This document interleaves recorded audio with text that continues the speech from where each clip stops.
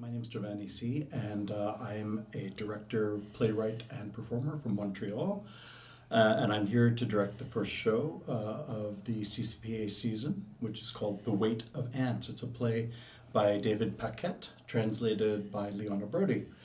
And so far, it's been a wonderful process being here, getting to know the students, getting to work with them.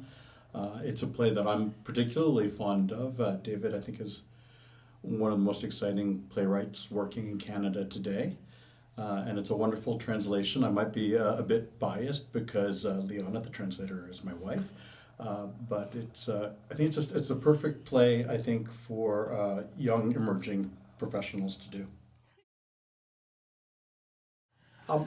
When Caleb approached me, there were a number of plays that I'd considered and that I thought were exciting.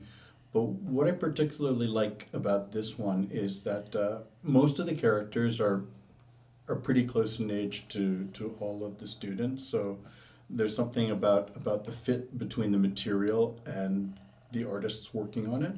But what really drew me was the timeliness of it, because I think what David is exploring are some pretty profound questions about the state of the world today, and in particular, the world that people of my generation are leaving or creating for people of the students' generation. You know, one of the central metaphors of the play is one of the characters, Olivier, the two of the characters, Olivier and Joan, both having dreams of getting the dying earth as a gift, and it's just not even metaphorical in a way. That's what we have gifted to you, is a planet in turmoil that has so many systemic foundational problems. So, you know, although it's a pretty funny satire on the surface, I think there's a lot there underneath to think about our responsibilities to one another.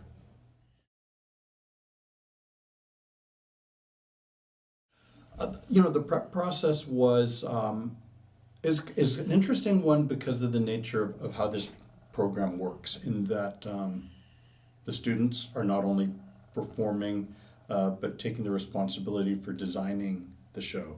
So in many ways, I think I approached it slightly differently than I would on a process where the designers, are separate from the cast. And often when I prep for a show these days, it's for an organization where, the design prelim deadlines are way in advance of the first day of rehearsal.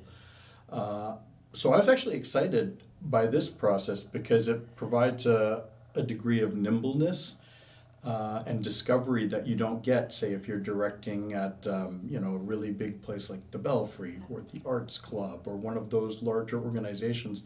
It's not like you can discover something in the rehearsal hall and then have the ability to change something, because often the design deadline is months in advance of the first day of rehearsal. So I tried to approach it from the point of view of what are the essentials of the story without having to lock in set details, costume details, because I recognized that we could discover those together and have the ability to enact them in real time.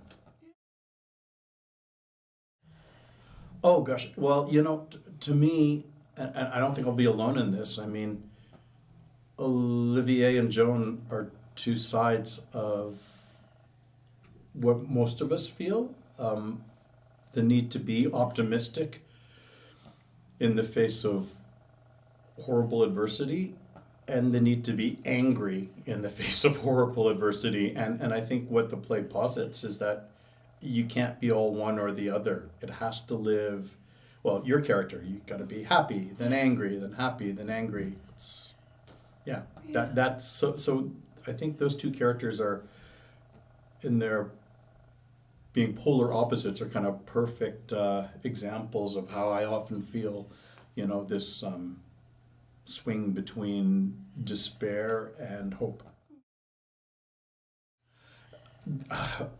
I'm a big fan of Doctors Without Borders and the work they do. I think the causes that I'm always interested are mostly local, because I feel like I can actually, not just write a check or e-transfer some money, but I can actually meet people who need help. And so whatever community I'm in, because I've been all across the country at this point, I try to find causes where I can actually see people and try to help people and connect, because I think that's really good for the soul. Yeah. Oh, yeah, okay. I should qualify that. I'm a very, very new Quebecer. Okay. I've been a huge fan of Quebec drama for many years, but I don't make any pretense that I'm a real Quebecer. I come by that just recently. But I have been quite involved in French Canadian drama from Quebec, or you know, French Canadian works from other provinces, because we have wonderful playwrights in all the provinces writing in French. But I've been working. I mean, one of my first plays was the Normand Charette play in 1992. I did Linda Gaborio's translation, fragments of a farewell letter written by geologists. So this was the very first English production of that, and this is 31 years ago.